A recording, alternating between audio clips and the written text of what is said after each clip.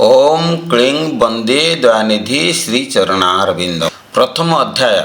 धृतराष्ट्र उवाच। श्रीमद् भगवद गीता संस्कृत भाषा से बनाई गई है। इसका प्रत्येक छंद इसी भाषा में लिखा गया है। सभी शब्द संस्कृत में भी लिखे गए हैं, इसलिए धृतराष्ट्र शब्द भी संस्कृत का शब्द है।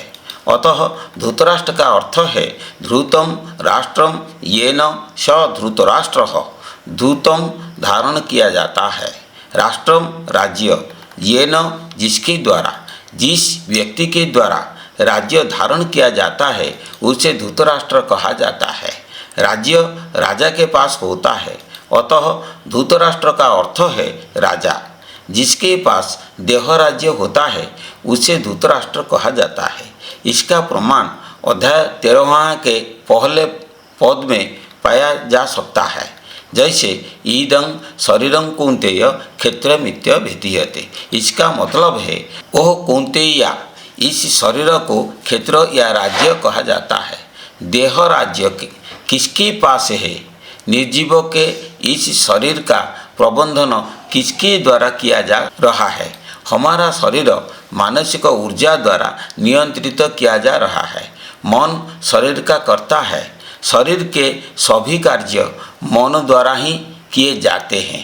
हमें मानसिक ऊर्जा की मदद से सभी अंगों का संचालन कर रहे हैं। बोलना, पैदल चलना, हाथों से काम करना आदि मन तंत्रिकाओं का उत्तेजक है। यह शरीर के सभी कार्यों को करता है। यह नसों के माध्यम से इंद्रियों स्वीकृत तथ्यों को प्राप्त करता है और उस तथ्य के अनुसार आदेश देता है। अतः मन देह जगत का राजा या शासक है, जिसका दूसरा नाम धृतराष्ट्र है। मन अंधा है, जैसे धृतराष्ट्र अंधा है। वह अंधा है और अंतर्दृष्टि के मध्य से अच्छे और बुरे का न्याय करता है। मन अपने आप में आकर्षित नहीं कर सकता है जो आँखों ने नहीं देखा है। उदाहरण के लिए आपने मुझे अपने चाचा के घर का दृश्य सुनाया, लेकिन मैं अपने दिमाग में इसकी असली तस्वीर नहीं बना सकता। यदि आप अपने चाचा के घर से मुझे याद दिलाने के लिए कहते हैं तो मैं अपने अंतर्दृष्टि में इस तस्वीर को याद नहीं कर सकता या देख नहीं सकता, लेकिन आप तुरंत मन में अंतर्दृष्टि में अपने चाचा के घर की तस्वीर खींच सकते हैं। तो मन हमेशा अंधा और आश्रयहीन रहता है। यह कान, त्वचा, आँखों, जीभ और नाक की इंद्रियों का उपयोग क्रमशः बाहर की आवाज़ों, स्पर्शों, रूपों, रस और गंध ऊर्जाओं की कल्पना करने के लिए करता है और उनके मोह से घिरा हुआ है। इंद्रियों को प्राप्त होने वाला तथ्य हमेशा अंतर्दृष्टि में संग्रहित होता है। अंतर्दृष्टि को बुद्धि या अंतर्ज्ञान की शक्ति कहा जाता है। मन बुद्धि की मदद से अच्छाई और बुराई की कल्पना करता है। जब भक्त शरीर की बेड़ियों से छुटकारा पाने की कोशिश करता है तो मन को सबल मिलता है। यह शुद्ध से सबल करता है और शरीर के कामकाज को जानने के लिए अंतर्दृष्टि की पड़ताल करता है। अंतर्दृष्टि राजा मन का मंत्री है। यह उसे शरीर की सभी घटनाओं को समझाता है। श्लोको धर्मक्षेत्रे कुरुक्षेत्रे समवाता जुजुत्सवः मामकाः पांडवाश्चैव किम कुर्वत संजय। अर्थ, धर्मक्षेत्र और कुरुक्षेत्र में उनके पक्ष के युद्धरत पुरुष और पांडव एक साथ क्या कर रहे हैं। सादगी, राजा धृतराष्ट्र संजय से पूछ रहे हैं, यानी मन अंतर्ज्ञान पर सवाल उठा रहा है। धर्मक्षेत्र और कुरुक्षेत्र में कौरव और पांडव एक साथ आकर क्या करता है। धर्मक्षेत्र और कुरुक्षेत्र दोनों क्षेत्र एक शरीर के भीतर स्थित हैं। यह शरीर धर्मक्षेत्र है और यह शरीर कुरुक्षेत्र है। धर्मक्षेत्र या पुण्य का क्षेत्र। धर्म क्षेत्र का अर्थ है आध्यात्मिक क्षेत्र। यह क्षेत्र जहाँ कोई भौतिक अस्तित्व नहीं है। हमारे शरीर में कोशिकाओं से शुरू होने वाले सभी अंगों के अंदर और बाहर खाली जगह होती है। खाली जगह शरीर को ऐसे पकड़ती है जैसे पानी में बर्फ होती है।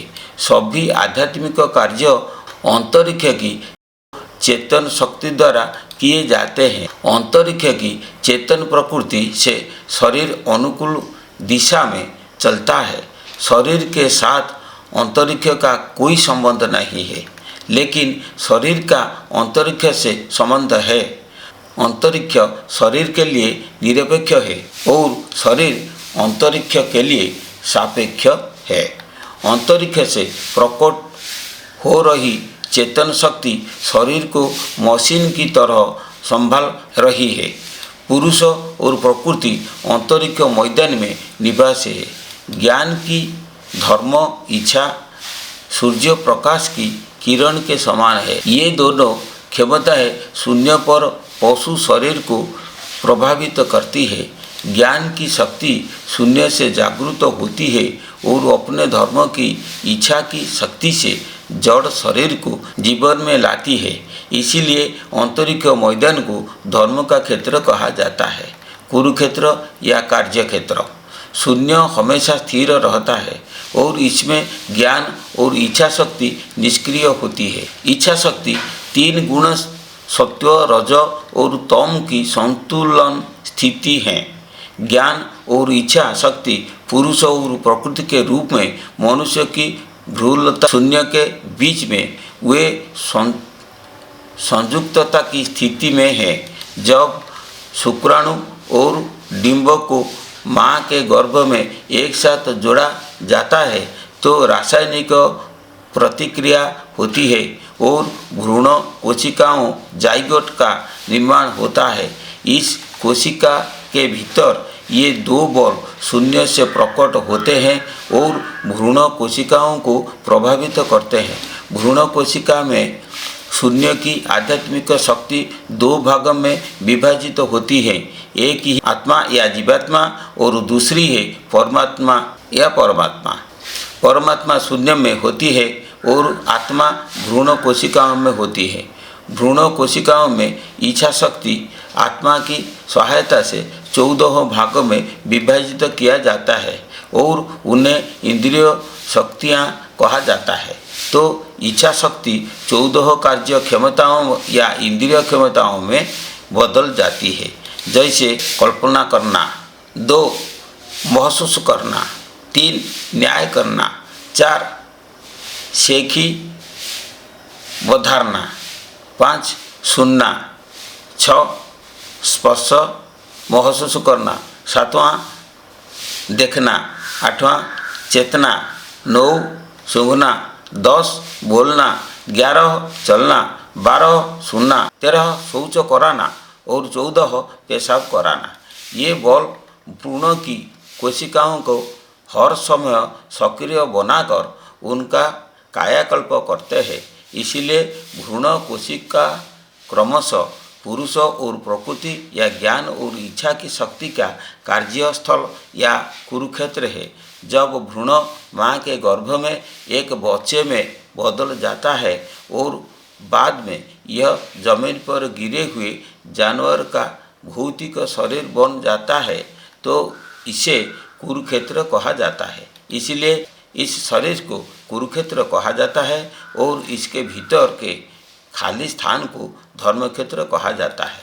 सभी शारीरिक कार्य भौतिक शरीर के भीतर किए जाते हैं और आध्यात्मिक कार्य अंतरिक्ष के भीतर किए जाते हैं। शरीर हमेशा सक्रिय रहता है, इसीलिए इसे कुरुक्षेत्र कहा जाता है। धर्मक्षेत्र और कुरुक्षेत्र शरीर में एक ही स्थान पर एक साथ और एक ही समय में स्थित हैं। इसीलिए शरीर को धर्मक्षेत्र भी कहा जाता है और कुरुक्षेत्र भी। इस शरीर में 2 प्रकार की प्रकृति पाई जाती है, एक अनुकूल है और दूसरा प्रतिकूल प्रकृति है। अहिंसा, क्रोधहीन, संसार के प्रति उदासीनता आदि स्वभाव को अनुकूल स्वभाव तथा हिंसा, क्रोध, कुटिलता आदि के बुरे स्वभाव को प्रतिकूल स्वभाव कहा जाता है। अनुकूल प्रकृति वह इच्छा शक्ति है जो शून्यता से उत्पन्न होती है और अनाहत चक्र के भीतर विवेक के रूप में प्रकट होती है और आत्मा के साथ संबंध रखती है। अंतरात्मा की इस शक्ति को पांडु कहा जाता है।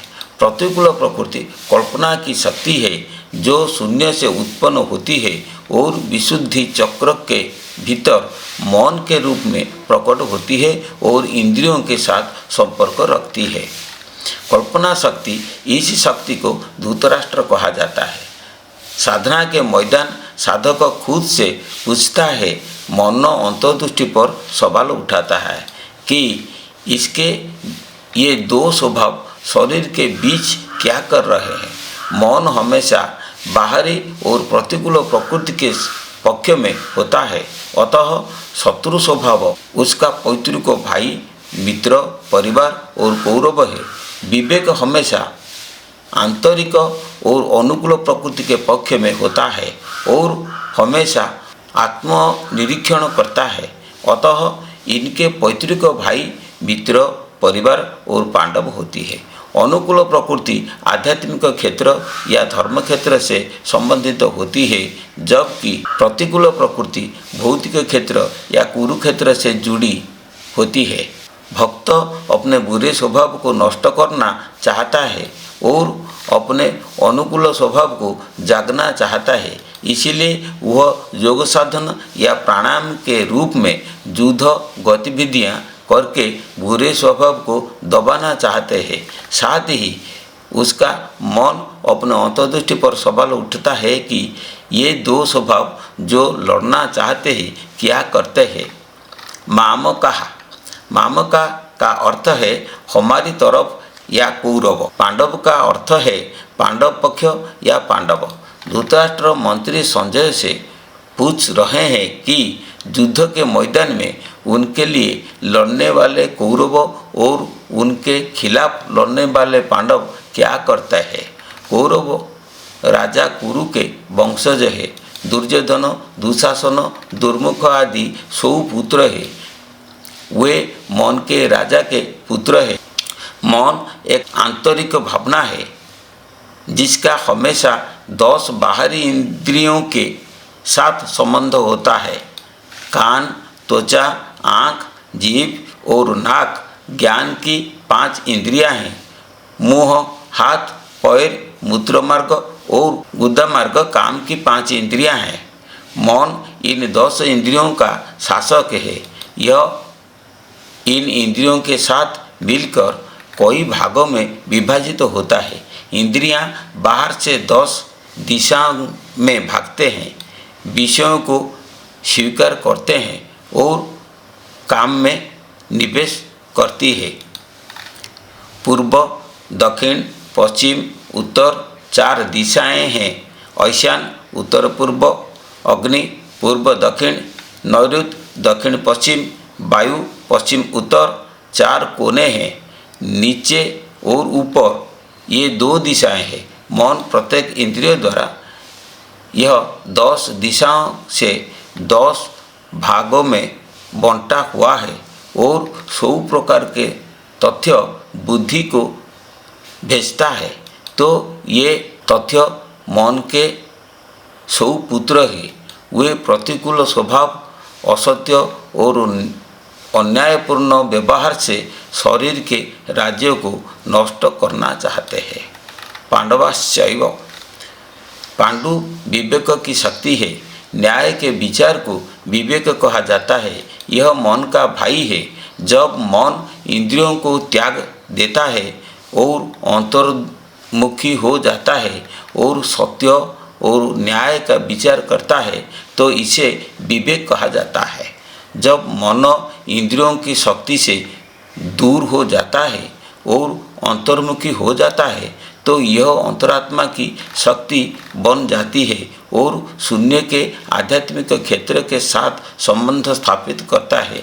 चेतन शक्ति अंतरात्मा की शक्ति में बदल जाती है और विभिन्न भागों में महत्वपूर्ण बॉल की चक्करदार गति के रूप में प्रकट होती है।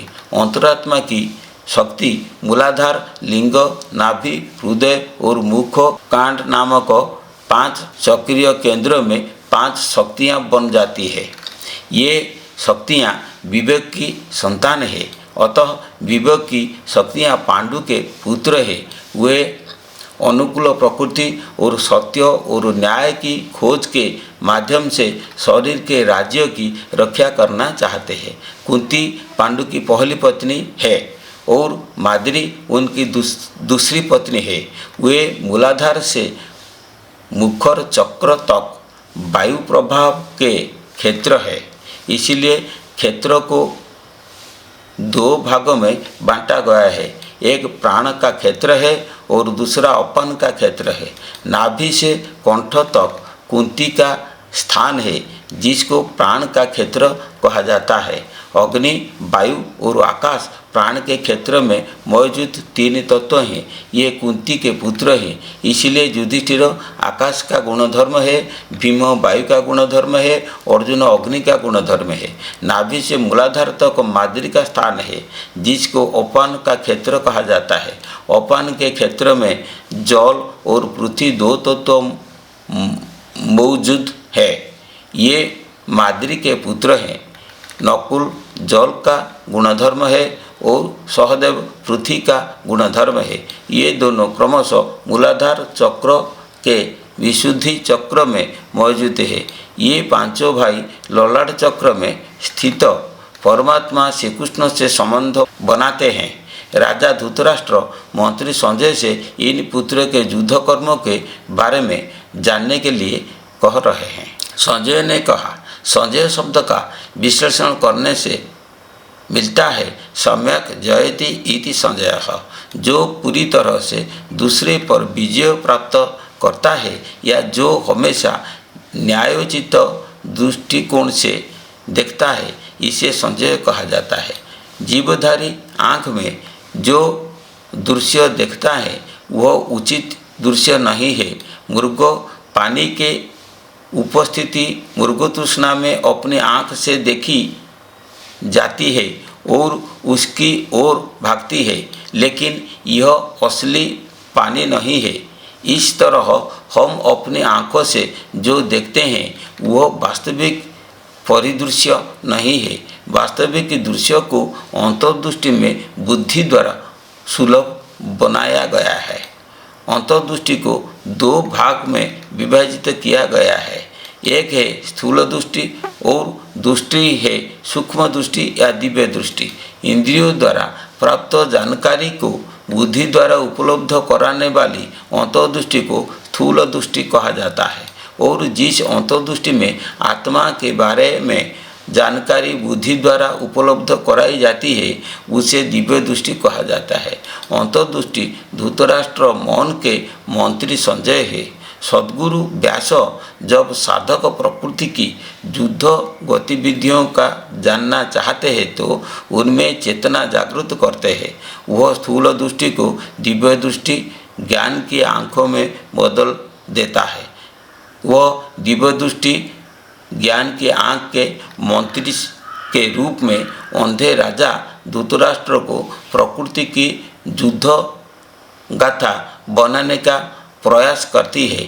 साधक दिव्य दृष्टि की शक्ति से शरीर के अज्ञात अंगों में प्रवेश करता है, अनदेखी दृष्टि को देखता है और साधनों की सभी तकनीकों से अवगत होकर मुक्ति का मार्ग प्रशस्त करता है। गुरु की दिव्य दृष्टि से मंत्री संजय अंध मन के पास प्रकृति की सभी गतिविधियाँ का वर्णन करता है। जय गुरु जय गुरु जय गुरु। सब्सक्राइब मेरे चैनल करें, परम प्यारा दिल प्राप्त करें। जय गुरु जय गुरु जय गुरु।